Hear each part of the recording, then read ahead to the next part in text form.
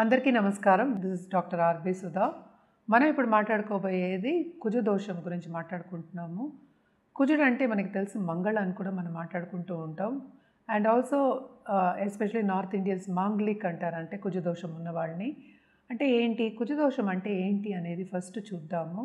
అంటే certain placements అందరికీ తెలుసు 12 భావాలు ఉంటాయి, అలాగే 12 హౌసెస్ అంటాం మనం, 12 రాసులు అంటాము.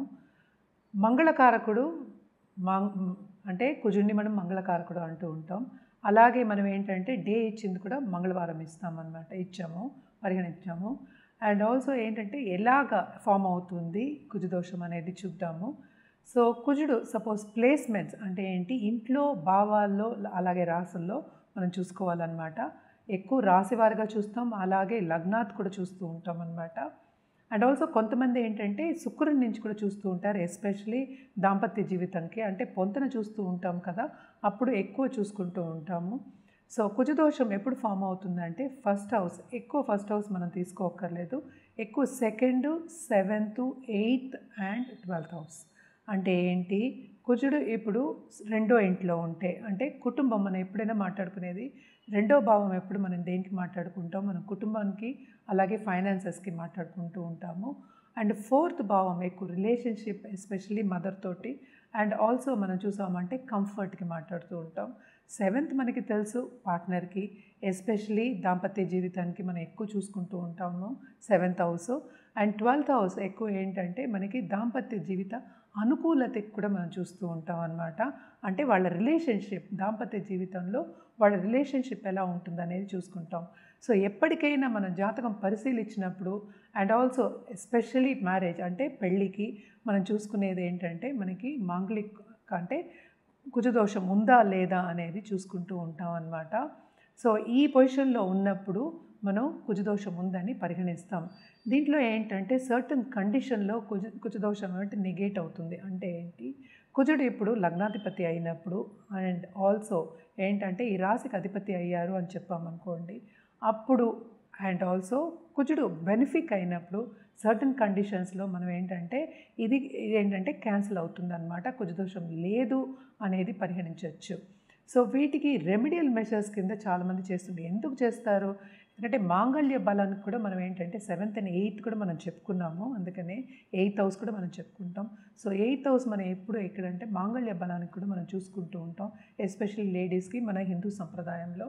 సో మంగళకారకుడు మాంగళ్య బలం ఇచ్చేవాడు, అలాగే ఏంటంటే అన్ని మంగళం చేసేవాడు మనమేమో కుజుడు. సో కుజుడు పొజిషన్ మనమేమో వెరీ ఇంపార్టెంట్ ఇన్ ఎనీ జాతకం, అంటే జాతకం చూసినప్పుడు. అలాగే ఏంటంటే మనం చూసామంటే రెమెడీస్ ఏం చేయాలి, ఎస్పెషలీ మాంగళిక్ అయినప్పుడు లేకపోతే కుజదోషం ఉన్నప్పుడు, రెండు ఒకటే, మాంగళిక్ అన్నా కుజదోషం అన్నా. దాని ఏంటంటే ఇంకో కుజదోషం ఉన్న వాళ్ళని పెళ్లి చేసుకోవడం అనేది ఫస్ట్ మనకి ఆస్ట్రాలజీలో చెప్పున్నారు. అదొకటి కాకుండా వివాహం అనేది కూడా చేస్తారు, అదొకటి కాకుండా చెట్టుకి వివాహం కూడా చేస్తారు. ఇంకోటి ఏంటంటే మనకి రెడ్ కోరల్ అంటే పగడాలు వేసుకోవడం చెప్పడం జరుగుతుంది. అండ్ ఆల్సో ఉపవాసాలు మంగళవారం ఉండడం, దానాలు ఇవ్వడం కూడా చెప్తాం అన్నమాట, ఎస్పెషలీ రెడ్ గ్రాము.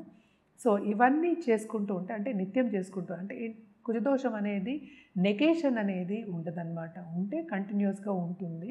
సో ఎప్పటికైనా సరే పెళ్ళికి చూసినప్పుడు, పొంతన చూసుకున్నప్పుడు కుజుడిని ప్రత్యేకంగా చూస్తాం. ఎందుకంటే కుజుడు ఏంటంటే అగ్రెసివ్ ప్లానెట్, మనకి తెలుసు. కోపతాపాలకు కూడా మనం కుజుడినే చెప్పుకుంటూ ఉంటాం, రెడ్ ప్లానెట్ అని కూడా చెప్పుకుంటూ ఉంటాము. అదొకటి కాకుండాను మనం చూసాము అంటే దాంపత్య జీవితంలో అనుకూలతకి ఇంటర్పర్సనల్ రిలేషన్షిప్ కూడా మనం చెప్పుకుంటూ ఉంటాం అన్నమాట. సో ఇదివరకు మనం చూసాము అంటే చిన్నప్పుడే పెళ్ళిళ్ళు చేసేసేవాళ్ళు. సో ఏంటంటే మాంగళ్య బలం ఉండాలి. మనం ఇదివరకు కూడా మన హిందూ సంప్రదాయంలో ఏంటంటే ఒకళ్ళకి ఒక్కళ్ళే ఒక పెళ్ళే అని చెప్పుకునేవాళ్ళం. ఈ కాలంలో కాదు, ఇప్పుడు చీటికి మాటికి ఏదో మిఠాయి కొనుక్కున్నట్టు వెళ్ళి డైవర్స్ తీసుకుంటున్నారు. అయినా కూడా జాతకం నమ్మేవాళ్ళు, జాతక రీత్యా చూసేవాళ్ళు, ఎస్పెషలీ పొంతన చూసే వాళ్ళకి మనం చెప్పడం ఏంటంటే కుజుడు మంచి పొజిషన్లో ఉండాలి అండ్ ఆల్సో కుజదోషం ఉండకూడదు అని చెప్పుకోవడం జరుగుతుందన్నమాట. అండ్ ఆల్సో మనం ఏంటంటే దాంపత్య జీవిత అనుకూలత అనేది వెరీ వెరీ ఇంపార్టెంట్. ఎందుకు ఏంటంటే పెళ్ళి అనేది నూరేళ్ల పంట అనేది మన పెద్దవాళ్ళు చెప్పిన ఒక విషయం, మనం చెప్పేది ఏం లేదు. ఏంటి, మన తర్వాత మన నెక్స్ట్ వచ్చే తరం కూడా బాగుండాలి. అంటే బాగుండాలి అంటే not only physically, mentally also and also ఏంటంటే స్పిరిచువల్లీ, అంటే ఏంటి వాళ్ళకి సక్రమంగా లైఫ్ని వాళ్ళు లీడ్ చేయాలి అని చెప్పడానికి మనం చెప్తూ ఉంటాం అన్నమాట. సో తప్పక కుజుడు పొజిషన్ అనేది వెరీ వెరీ ఇంపార్టెంట్ ఇన్ జాతకం.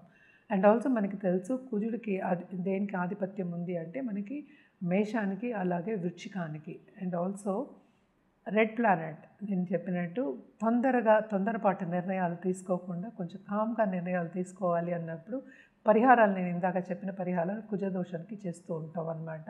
అదొకటి కాకుండా మనం ఎప్పుడైనా కుజదోషం ఉన్నప్పుడు మనం చెప్పేది ఏంటంటే లేట్ మ్యారేజ్, లేట్గా పిల్లలు పుడతారు అనేది. ఇదివరకు నేను చెప్పినట్టు చిన్నప్పుడే పెళ్ళిళ్ళు చేసేసేవాళ్ళు కనుక ఇవన్నీ ఏంటంటే పరిగణలోకి వచ్చాయి అన్నమాట. And also late marriage especially మెన్కేమో 32+ అండ్ ఆల్సో గర్ల్స్కి, లేడీస్కి 28+. ఇదివరకు ఏంటి 10 ఏళ్ళకే పెళ్ళిళ్ళు చేసేసేవాళ్ళు కనుక ఇవన్నీ చూసుకునేవాళ్ళు. మాంగళ్య బలం కూడా చూసుకునేవాళ్ళు, అంటే 50 years కలిసి ఉండేవాళ్ళు, అలా చూసుకునేవాళ్ళు అనమాట. ఈ కాలంలో అవి కాకుండాను ఇప్పుడు గొడవలు, ఇప్పుడు ఫ్యామిలీలో కలహాలు రాకూడదు. అండ్ ఆల్సో ఇప్పుడు సపోజ్ ఇప్పుడు లేడీస్ ఏమో చాలా మటుకు అందరూ అనుకునేది ఏంటంటే హార్ష్గా మాట్లాడకూడదు, వాళ్ళ ఒపీనియన్ చెప్పకూడదు, ఇవన్నీ ఉంటూ ఉంటాయి అన్నమాట. ఇవన్నీ ఉంటే ఏమవుతుందంటే ఒకరికొకరికి అండర్స్టాండింగ్ అనేది తగ్గుతుంది కనుక. అండ్ ఆల్సో ఏంటంటే గట్టిగా కోపతాపాలు ఎక్కువ అవుతాయి, గొడవలు ఎక్కువ అవుతాయి కనుక ఎప్పటికైనా మార్స్ అనుకూల పరిస్థితి, అనుకూల పొజిషన్ అనేది వెరీ వెరీ ఇంపార్టెంట్. అంటే కుజుడు పొజిషన్ అనేది వెరీ వెరీ ఇంపార్టెంట్. అంటే ఏంటి, కుజ అనుగ్రహం ఉంటే మన దాంపత్య జీవితం చాలా బాగుంటుంది. అలాగే పిల్లలు పైకి వచ్చే సూచనలు కూడా మనకి ఎక్కువ కనిపిస్తూ ఉంటాయి అన్నమాట. కొంతమంది ఏం చేస్తారు అంటే మనకి మార్స్ చూస్తాము, అలాగే చంద్రుడిని రాశివారిగా కూడా నేను చెప్పుకున్నాను, అలాగే లగ్నాత్ కూడా మనం చూస్తూ ఉన్నాం. కొంతమంది ఏంటంటే కుజుడు పొజిషన్ ఫ్రమ్ వీనస్ కూడా చూస్తూ ఉంటారు అనమాట. ఇక్కడి నుంచి ఏంటంటే మొత్తం అంతా మనం చెప్పింది ఏంటి, జాతకం ఫస్ట్ పరిశీలించుకోవాలి. అది పరిశీలించుకున్న తర్వాతే మనకి కుజదోషం ఉందా లేదా, లేకపోతే అది మైనస్ అయిందా, క్యాన్సిల్ అయిందా, లేకపోతే ఏ మోతాదులో ఉన్నది అనేది మనకి తెలుస్తుంది అన్నమాట.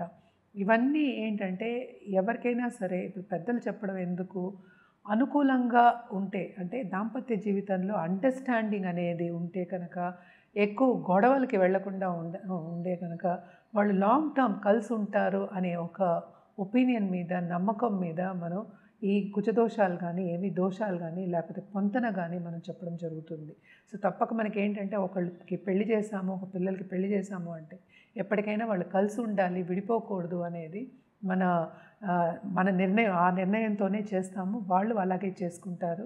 సో కొన్ని పొజిషన్స్ మూలాని, ఈ ప్లానెటరీ పొజిషన్ మూలాని కొంతమంది విడిపోవడం అనేది జరుగుతుంది, ఎడబాటు రావడం అనేది జరుగుతుంది, కలహాలు రావడం జరుగుతుంది. ఇప్పుడు తల్లిదండ్రులు కంటిన్యూస్గా ఫైట్ చేసుకుంటూ ఉంటే, లేకపోతే గొడవలు పడుతూ ఉంటే పిల్లల భవిష్యత్తు ఏమవుతుంది, పిల్లలు ఏమవుతారు, వాళ్ళ మానసిక పరిస్థితి ఏమవుతుంది అనేది కూడా మన జాతక రీత్యా చెప్పడం అనేది ఈ కుజదోషం అందుకనే వచ్చిందనమాట. మన పెద్దలు చెప్పడం అనేది జరిగింది. సో నేను అన్నట్టు పెళ్ళి అనేది నూరేళ్ల పంట. ఎందుకంటే 2 కుటుంబాలని మనం కలుపుతున్నాం అనమాట. సో అటు వాళ్ళు వీళ్ళతో అనుకూలంగా ఉండాలి, వీళ్ళు వాళ్ళతో అనుకూలంగా ఉండాలి, కలిసిమెలిసి ఉండాలి అని చెప్పడానికి మన ఈ దోషాలు కానీ, లేకపోతే ఈ యోగాలు కానీ చెప్పడం అనేది జరుగుతుంది. దోషం అనడానికి ఎగ్జాంపుల్ కానీ దానికి వివరణ ఏంటంటే నెగటివ్ ఆస్పెక్ట్ అనేది దాంట్లో ఉంటుంది, కొంతవరకు ఏంటంటే నెగటివ్గా ఉంటుంది అని చెప్పడం అనమాట. సో కుజదోషం ఉన్నవాళ్ళు అటు ఆడైనా సరే, అటు మగవాళ్ళైనా సరే, అంటే బ్రైడ్ గ్రూమ్ అయినా సరే, బ్రైడ్ అయినా సరే, ఇద్దరికీ కుజదోషం ఉన్న వాళ్ళని కలపడం అనేది వెరీ ఇంపార్టెంట్. అదొకటి కాకుండా పిల్లలు పుట్టడానికి అంటే తామదం అవుతూ ఉంటుంది కదా, లేట్ అవుతూ ఉంటుంది, కొన్ని పొజిషన్స్ మనం చూస్తూ ఉంటాము. సో పిల్లలు అనుకూలంగా పుట్టడానికి, బర్త్ రావడానికి, అండ్ ఆల్సో వాళ్ళని సక్రమంగా పెంచడానికి, వాతావరణం అనుకూలంగా ఉండడానికి ఇలాంటివన్నీ మనం చూడటం జరుగుతుంది. అలాగే పొంతన అనేది చూడటం జరుగుతుంది. ఇప్పుడు మనం ఏంటంటే అన్ని రాసుల వారికి ఈ దోషం ఎలా ఫామ్ అవుతుందో చూద్దాం. మనం నెక్స్ట్ మాట్లాడుకునేది ఏంటంటే మనకి వృషభ రాశి వాళ్ళ గురించి మాట్లాడుకుంటున్నాం. ఈ రాశిలోనే చంద్రుడు ఉంటే వృషభ రాశి అంటాం అన్నమాట. సో తప్పక కుజుడు మనకి ఏంటంటే 12వ ఇంటి లార్డ్ అయ్యారు. ఓన్ హౌస్లో ఉన్నప్పటికీ కొంతవరకు ఏంటంటే నెగేషన్ అనేది అయింది, ఈ దోషం అనేది నెగేషన్ అయింది. ఓన్ హౌస్లో ఉన్నప్పుడు ఆయన చెడు చేసే ఇది ఉండదు కదా. సో ఎవరింట్లో వాళ్ళు ఉన్నప్పుడు స్ట్రాంగ్గా ఉంటారు, అన్నీ తెలిసి ఉంటుంది. సో చెడు అనేది కొంచెం ఇక్కడ మైనస్ అయిందనమాట. అంటే ఏంటంటే ప్లస్ అయింది అనుకోవచ్చు. మైనస్ మైనస్ ప్లస్ అయినట్టు ప్లస్ అయింది. సో తప్పక ఈ రాశికి అధిపతి మనం చూసాము అంటే శుక్రుడు. సో శుక్రుడు పొజిషన్ కూడా మనం చూసుకోవాలి అనమాట. సో చూసుకుంటే కనుక అండ్ పొంతన చూసుకుంటే ఇప్పుడు తారాబలం ఉండి అండ్ ఆల్సో దోషాలు లేకుండా ఉన్నప్పుడు, ఎస్పెషల్లీ కుజదోషం అది లేనప్పుడు తప్పక ఏంటంటే స్ట్రాంగ్గా రిలేషన్షిప్ స్ట్రాంగ్గా ఉంటుంది, ముందుకు సాగడం అనేది ఈజీ ఉంటుంది. అంటే ఎస్పెషలీ దాంపత్య జీవితంలో, అలాగే పిల్లల విషయంలో, పిల్లల్ని పెంచే విషయంలో కూడాను ఎక్కువ ఏంటంటే డిసగ్రిమెంట్స్ అనేవి రావన్నమాట. సో తప్పక ఈ పొజిషన్స్ అన్నీ చూసుకున్న తర్వాతే, ఎలాగైనా జాతకం చూసుకున్న వాళ్ళు తప్పక పొజిషన్స్ అనేవి చూసుకునే పెళ్లి చేస్తారనమాట. సో విడిపోకుండా ఉండాలి అనడానికి ఇవి చూసుకోవడం అనేది జరుగుతుంది. అండ్ ఆల్సో అలాగే 4వ ఇంట్లో అంటే ఏంటంటే మనకి సింహంలో, అండ్ ఆల్సో మనం చూసాము అంటే 7వ ఇంట్లో అంటే ఓన్ హౌస్ అంటే వృచ్చికంలో ఉన్నప్పుడు ఏంటంటే ఓన్ హౌస్ కనుక అది పెద్ద దోషం కింద మనం తీసుకోక్కర్లేదన్నమాట. సో ఏదైనప్పటికీ జాతకం పరిశీలించుకుని మనం రెమెడియల్ మెషర్స్ చేయడం అనేది వెరీ వెరీ ఇంపార్టెంట్. అంటే పరిహారాలు చేయడం అనేది వెరీ ఇంపార్టెంట్. కానీ ఈ రాసేవాళ్ళు తప్పక ఏంటంటే లక్ష్మీదేవిని కొలవడం, అలాగే గోమాతని కొలవడం చాలా చాలా మంచిదన్నమాట. అదొకటి కాకుండా కుజుడికి కంటిన్యూస్గా జపం చేయడం చాలా మంచిది. కుజ జపం అంటే 7 ఏళ్ళు కుజ దశ కూడా ఉంటుందన్నమాట. సో కుజ జపం 7,000 సార్లు చేసుకోవడం, అలాగే దానం ఇవ్వడం కూడా very very important. And also మనం ఏంటంటే పగడం ఇవ్వడం కూడా చూస్తూ ఉంటాము.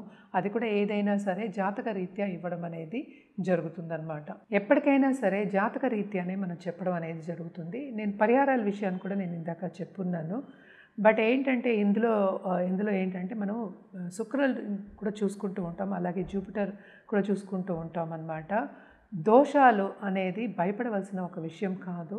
సో జనరల్గా ఏంటంటే ఫస్ట్ లగ్నాత్ ఎక్కువ చూసుకుంటూ ఉంటాం, చంద్రుడి నుంచి చూసుకుంటూ ఉంటాం, పొంతన చేస్తాం, అలాగే కుజదోషం ఉన్న వాళ్ళకి కుజదోషం ఉన్న వాళ్ళని పెళ్లి చేస్తాం. అదేంటంటే ఈ కాలంలో ఆడపిల్లలు కూడా 30 ఇయర్స్ పైనే పెళ్లి చేసుకుంటారు. సో కొన్ని కండిషన్లో నెగేషన్ అవుతుంది, కొన్ని కండిషన్లో కుజదోషం బలంగా ఉంటుంది. సో ఇవన్నీ చూసుకోవాలి అంటే ఫస్ట్ జాతకం పరిశీలించుకోవాలి. అండ్ ఆల్సో ఎంత మోతాదులో ఉంది, ఎంత ఉంది, నెగేషన్ ఉందా, లేకపోతే పాజిటివ్ రిజల్ట్స్ ఇస్తుందా, నెగిటివ్ రిజల్ట్స్ ఇస్తుందా అనేది చూసుకోవడం జరుగుతుంది. ఇవన్నీ ఎందుకు చూసుకుంటున్నాం? ముందు జాగ్రత్త గురించి. ఈ కాలంలో ఏంటంటే అప్పుడు ఆడవాళ్ళకి సహనం ఉండట్లేదు, మగవాళ్ళకి సహనం ఉండట్లేదు. బేసిక్గా మనం ఎప్పుడు చెప్పుకుంటూ ఉంటాం, కుజుడు ఏంటంటే కొంచెం అగ్రెసివ్ ప్లానెట్. అంటే కోపం అనేది ఎక్కువ వస్తుంది, తొందరగా పుష్ అనేది ఇస్తాడు, తొందరగా ఎనర్జీ ఇస్తాడనమాట. అంటే పవర్ఫుల్ ఎనర్జీ అనేది ఇస్తాడనమాట. కమాండర్ ఇన్ చీఫ్ కూడా మనం చెప్పుకుంటూ ఉంటాం అనమాట. సో ఇదేంటంటే కోపతాపాలకు వెళ్లకుండా సన్నిహితంగా ఉండాలి, అలాగే అడ్జస్ట్మెంట్ ఇష్యూస్ ఉండకూడదు, అలాగే కమిట్మెంట్ కూడా ఉండాలి పెళ్ళంటే. సో ఇవన్నీ ఉండాలి అని ముందు చూపు మూలాన్ని మనం ఇవన్నీ చూసుకోవడం, అంటే ఎస్పెషల్లీ కుజదోషం కాదు, వేరే దోషాలు కాదు, అలాగే మాంగళ్య బలం, అలాగే ఏంటంటే పొంతన, అంటే కొన్ని పొంతనలు చూసుకుని కొన్ని పాయింట్స్ చూసుకుంటాం, వాళ్ళకి కంపాటబిలిటీ ఉందా లేదా అనేది చూసుకోవడం అనేది జరుగుతుంది. ఏదైనా సరే ఫస్ట్ ఏంటంటే జాతకం పరిశీలించుకోవాలి, ఫస్ట్ వ్యక్తిగత జాతకం పరిశీలించుకోవాలి. దాని తర్వాత మనం ఏంటంటే మ్యారేజ్కి వచ్చిన వాళ్ళకి ఇద్దరికీ పొంతన ఉందా లేదా అనేది చూడడం అనేది జరుగుతుంది. అండ్ ఆల్సో ఏంటంటే ఎప్పటికైనా సరే ముందే ఏంటంటే ఈ పార్ట్నర్షిప్ విడిపోకుండా ఉండడానికే చెట్టుకి పెళ్లి చేయడం కానీ, కుంభ వివాహాలు చేయడం కానీ జరుగుతుందన్నమాట. ఒక్కొక్క ప్రాంతంలో ఒక్కొక్క నమ్మకం అనేది ఉంటుంది, ఒక్కొక్క పద్ధతి అనేది ఉంటుందన్నమాట. సో ఒక్కొక్క అస్ట్రాలజర్ కూడా డిఫరెంట్గా చెప్పడం అనేది జరుగుతుంది. సో ఇవన్నీ ఏంటంటే జాతక రీత్యా, అంటే వ్యక్తిగత జాతకం మీద ఆధారపడి ఉంటుందన్నమాట. సో ఫస్ట్ వ్యక్తిగత జాతకం చూపించుకుని దాన్ని బట్టి పొంతన చేసుకోవడం, దాన్ని బట్టి ఒక పెళ్లి సంబంధం వస్తే ముందుకు సాగడం అనేది చాలా మంచిది.